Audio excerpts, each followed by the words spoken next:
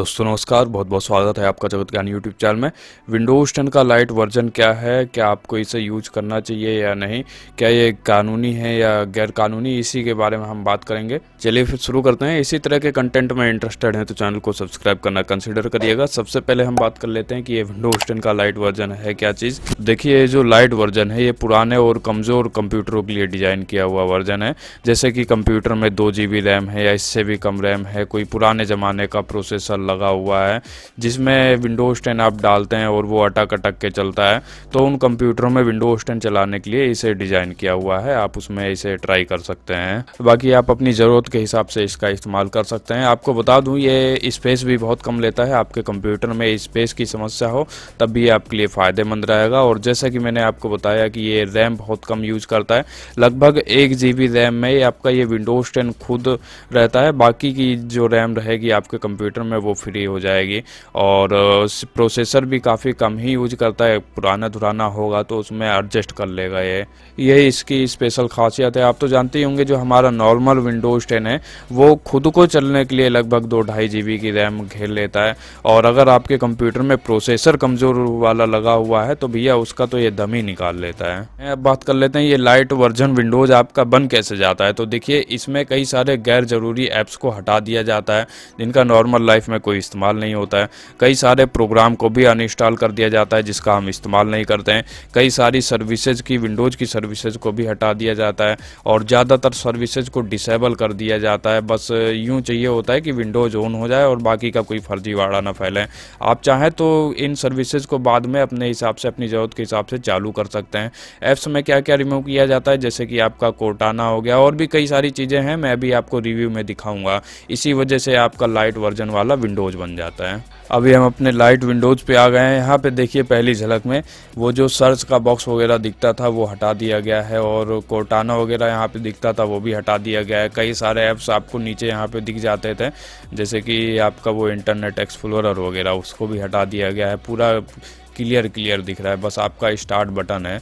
Start button को खोलने से पहले यहाँ पे बगल में नज़र मारिए, एक यहाँ पे एरो का निशान हुआ करता था जिसके अंदर कई सारी चीज़ें भरी हुई होती थी, उसको भी हटा दिया हुआ है। यहाँ पे सिर्फ 1 ही 2 चीज़ दिख रही हैं। बहुत सारी चीज़ें होती हैं नॉर्मल विंडोज़ में, यहाँ से वो सब चीज़ें हटा दी गई हैं।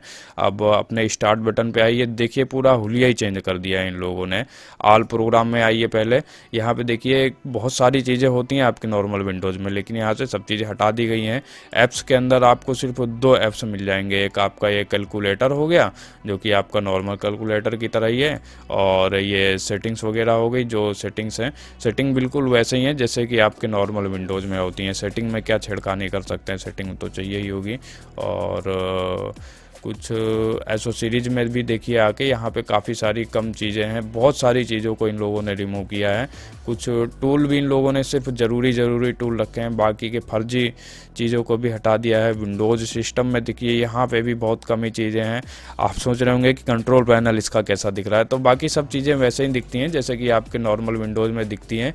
बस फर्जी चीज़ों को हटाया हुआ होता है इन लोगों ने। कमांड प्रोम्प्ट भी आपका वैसे ही दिखता है जैसे कि आपके नॉर्मल विंडोज़ में दिखता है। फाइल एक्सप्लोरर खोल के देखता हूँ, हाँ ये भी बिल्कुल वैसा ही दिख रहा है। लेकिन एक चीज़ देखा आपने, नोटिस किया, यहाँ पे बगल में जो तमाम सारी खिचड़ी पकी रहती थी, डाउनलोड फोल्डर, डॉक्यूमेंट फोल्डर, दुनिया भर की चीज़ें जो होती थी, उन्हें भी हटा दिया गया है। उनकी शायद आपको ज़रूरत भी नहीं पड़नी चाहिए, क्योंकि जो डाउनलोड वाले, डॉक्यूमेंट वाले, पिक्चर, वीडियो, वो सब फोल्डर आपको ऊपर मिल जाते हैं, तो डबल देने की क्या ज़रूरत है। इन्हीं सब चीज़ों की वजह से काफ़ी इसे फ़िल्टर किया हुआ है।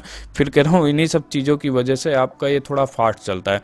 देख सकते हैं कितना फास्ट चल रहा है। देखिए, मैं दोबारा से देखिए ज़रा, मैं जैसे ही फाइल एक्सप्लोरर खोला, एक क्लिक में झट से खुल गया है। कुछ और भी चीज़ खोल के देखते हैं, जैसे कि मैंने अभी ये नोटपैड खोल लिया, देख सकते हैं एक ही क्लिक में ओपन हो गया है। और पेंट पे क्लिक किया, जैसे पेंट आपका धड़ से ओपन हो गया है।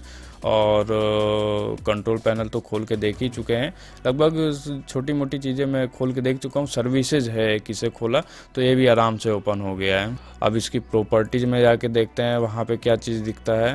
तो मॉडल में देख सकते हैं लाइट है, और ये मैन्युफैक्चर किसने किया है, यानी कि इसे मॉडिफाई किसने किया है, उनका नाम लिखा हुआ है।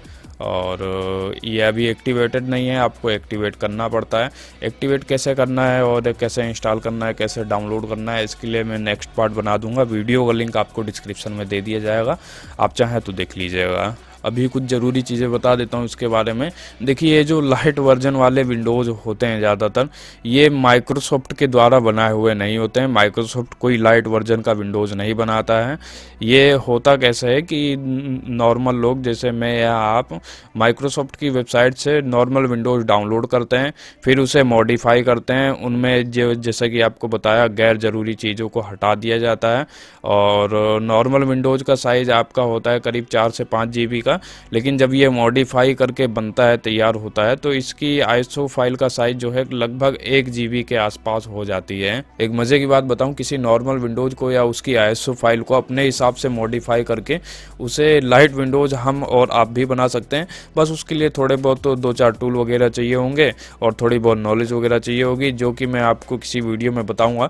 लेकिन उसके लिए भैया आपको मेरे को ज़बरदस्त सपोर्ट देना होगा। और जैसा कि मैंने आपको बताया, ये सब चीज़ें किसी थर्ड आदमी के द्वारा करी हुई होती हैं, तो आप इसके ऊपर बिल्कुल आंख मूंद के भरोसा नहीं कर सकते। अगर आप अपने कंप्यूटर के डाटा को लेके सीरियस हैं, वो काफ़ी काम का है, तो इस चीज़ से आप बिल्कुल दूर ही रहिएगा। आप इसका इस्तेमाल तब करिए जब आप अपने कंप्यूटर को नॉर्मली यूज करते हो या आपके पास 2-3 कंप्यूटर हों। आप किसी एक कंप्यूटर में डाल दीजिएगा, मतलब जैसे कि आप अपने कंप्यूटर में गाने सुनते हो, फिल्म देखते हो या ब्राउजिंग वगैरह कर लेते हो, तब इसका आप बिल्कुल आनंद लीजिए, मज़े से आनंद लीजिए। अभी डेस्कटॉप पे देखिए एक फ़ाइल है रीड मी फर्स्ट। इसको जैसे ही ओपन करेंगे तो यहाँ पे इसको जो है किन लोगों ने बनाया है उनका नाम लिखा हुआ आ गया है, इनकी वेबसाइट लिखी हुई आ गई है। आप चाहें तो वहाँ से भी डाउनलोड कर सकते हैं, लेकिन मैं अगले वीडियो में आपको इसे डाउनलोड और इंस्टॉल करने के बारे में बताऊँगा ही। फिलहाल के लिए मैं आपसे यहीं पर इजाज़त चाहता हूँ। कोई समस्या है, कोई विचार, किसी नए टॉपिक पे वीडियो चाहते हैं तो आप हमें कमेंट्स करके बता सकते हैं। और हाँ, चैनल को सब्सक्राइब ना किया हो तो सब्सक्राइब कर लीजिएगा। आप सब्सक्राइब करते हैं तो हमें सपोर्ट मिलता है। बाकी आपका बहुत बहुत धन्यवाद जो यहाँ तक आपने साथ दिया। चलते हैं, मिलेंगे अगली वीडियो में, तब तक के लिए ध्यान रखिए अपना। जय हिंद, जय भारत।